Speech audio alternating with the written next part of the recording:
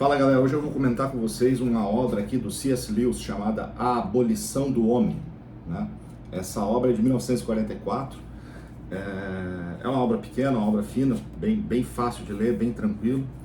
O Lewis ele é contemporâneo do Tolkien, ele vem logo em seguida ali do Chesterton, né? Ele colhe muita coisa do Chesterton.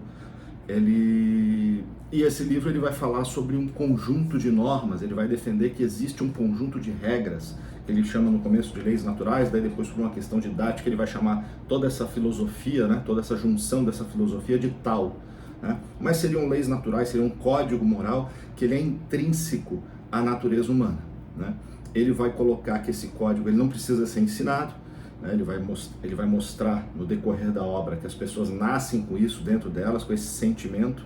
Né? Ele começa essa obra fazendo análise de um livro escolar, um livro de língua inglesa que foi passado para ele fazer uma análise, e ele pega os textos e os resultados das interpretações de texto que estão dentro do livro, e ele vai mostrando como é feito um ataque em relação a esses direitos, né? A essas leis naturais, né? Esses códigos morais milenares que estão dentro do comportamento humano. Ele mostra que isso, e aí ele coloca nessa outra obra aqui, que acaba, não é bem uma continuação, mas ela complementa muito, que é o Cristianismo Puro e Simples dele. Ele vai mostrar que essas leis naturais, essas regras morais, elas não são os nossos instintos, né? Elas são algo a mais. Inclusive ele faz no Cristianismo Puro e Simples, ele faz uma comparação, né, de como seria que a gente só sabe dessas regras naturais porque nós sentimos ela, né? Porque essas regras naturais, essas leis naturais, elas nos dizem o que deve ser feito. E um observador externo que fosse analisar a raça humana e que não conhecesse a nossa linguagem, ele jamais ia saber que existe isso, porque ele só ia ver o que foi feito, né? Que seriam os próprios instintos, os comportamentos naturais da pessoa. Ele não ia conseguir detectar a presença disso, assim como a gente não consegue detectar a presença de uma lei natural dessa, por exemplo, em relação aos animais. Muito embora exista um comportamento muito uniforme, completamente diferente do comportamento dos seres humanos, né, que nos sinalize que não existe esse mesmo tipo de regra moral, desse conjunto de leis naturais em animais. Mas, né, você não tem como negar isso peremptoriamente, né? Ele mostra que essas leis naturais elas vêm de várias culturas, né? E que são muito semelhantes, tanto culturas nórdicas, culturas orientais, grega, cristã, judaica, né? Isso tudo se funde em regras que são praticamente as mesmas. E explica muito do nosso sentimento de hoje, né? Quando a gente analisa o que foi falado, por exemplo, pela pessoa há algum tempo atrás, e o que ela faz hoje, né? As suas ações não correspondem às suas palavras, né? Ele fala exatamente isso em relação a esse conjunto de regras naturais, quando ele diz que mesmo as pessoas que se opõem à existência desse tipo de regra, elas serão as primeiras que vão ficar revoltadas, que vão ficar indignadas se alguém lhe faltar com a palavra, se alguém lhe roubar, né? E já no Cristianismo Puro e Simples, que ele evolui um pouco mais dentro desse pensamento, ele vai mostrar que isso não se confunde com o instinto da pessoa, né? Que o instinto ele representa um desejo ou uma restrição, né? E que esses desejos estão muito além disso, né? São valores. Veja, quando você vê uma casa pegando fogo, você automaticamente tem uma necessidade de se afastar daquilo. Você não quer entrar nessa casa pegando fogo, porque você sabe o risco da sua vida, né?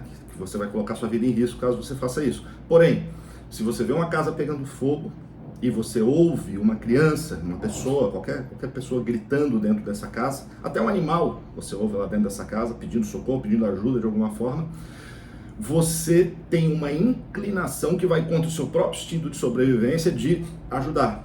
E normalmente quando essa lei natural fala nesse tipo de situação pra gente, a gente tem uma satisfação muito grande quando a gente segue essa lei natural, e normalmente a gente tem um conflito interno enorme, né, posteriormente, caso a gente não dê ouvidos a essa lei natural, né? Então ele vai diferenciar isso aí de instintos. Essa diferenciação ele faz mais no Cristianismo Puro e Simples do que nessa própria obra Abolição do Homem, né? Então eu separei aqui, nessa obra ele tem um apêndice onde ele vai buscar preceitos de várias culturas, né, anteriores, onde ele liga uma coisa a outra, né? Ele vai falar preceitos sobre verdade, preceitos sobre a vida, pensamentos positivos, sobre comportamentos, tal, e ele vai fazendo uma comparação e mostrando, olha, é tudo mais ou menos o mesmo tipo de regra que vai se repetindo ao longo das histórias e dentro das culturas, né? Quando ele fala aqui da lei da boa-fé e da veracidade, até vou mostrar para vocês a forma que ele organiza isso, é bem simples, né? Isso é já na segunda parte do livro. Então ele vai pegando vários preceitos e vai mostrando que eles têm uma relação entre si. Por exemplo, aqui ele fala um preceito babilônio, né? Hino a Samas. Da boca cheia de mentiras não se aproveita nada, tu queimarás todas, né? Então quando a pessoa mente, né? Condenando a falsidade, né? Condenando a mentira. Não busquei trapacear nem dizer juramentos falsos. Isso aqui é um preceito anglo-saxão de Beowulf, né? Em Nastrond é inferno, eu vi perjuros, nórdico antigo, Volospá.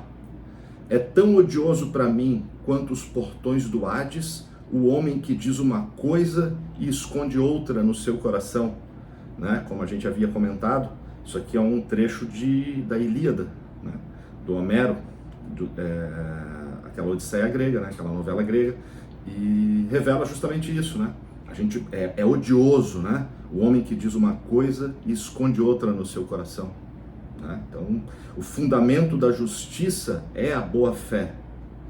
E esse fundamento da justiça e da boa-fé vem de Cícero, né? Roma. E do nórdico antigo, lá de Havamal, qualquer coisa é melhor que a traição. Ele fala também da lei da magnanimidade, né? Ele cita alguns preceitos aqui, um de Cícero também, romano. Há dois tipos de injustiça.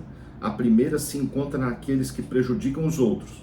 A segunda, naqueles que falham em proteger outra pessoa do prejuízo quando podem, né? Preceito romano. Então veja, isso explica, ele, na visão do Lewis, né, e muito correta, muito acertada na minha opinião, a gente tem essa série de valores dentro da gente que dizem o que é certo, o que é errado. Eu sempre falo isso nas minhas postagens, né? Essa zona nebulosa que existe, não existe certo e não existe errado. Não, existe certo e errado, existe verdade e existe mentira. A gente tem que parar com essa ideia, né? E por isso que a gente sente tanto quando a gente vê, quando a gente está dentro de um sistema que foi constituído por nós, né?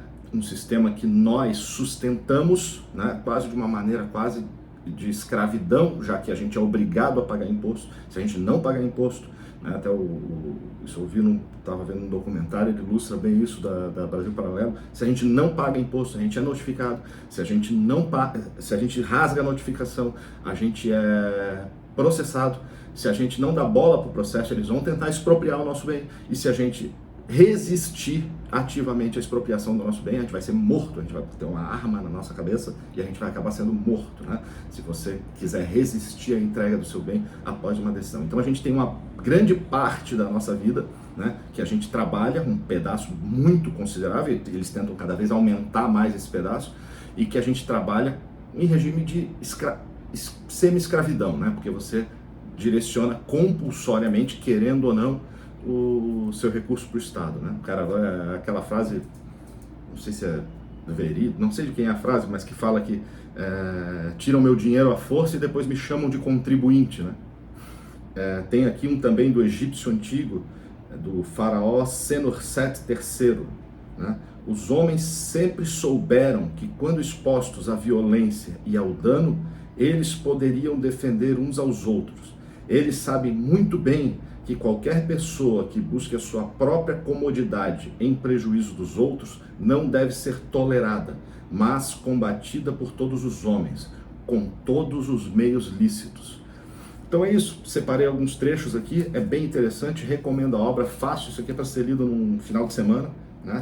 Bem rápido, e vai abrir portas para outro tipo de leitura e vai explicar um pouco desse nosso sentimento, né? Dessa nossa revolta diante de tudo que está acontecendo hoje. Por que que a gente tem esse sentimento dentro do nosso coração, né? Por que que a gente tem esse sentimento dessa injustiça? Então isso está bem claro aqui na obra. Beleza, galera? Valeu pela atenção. Até mais.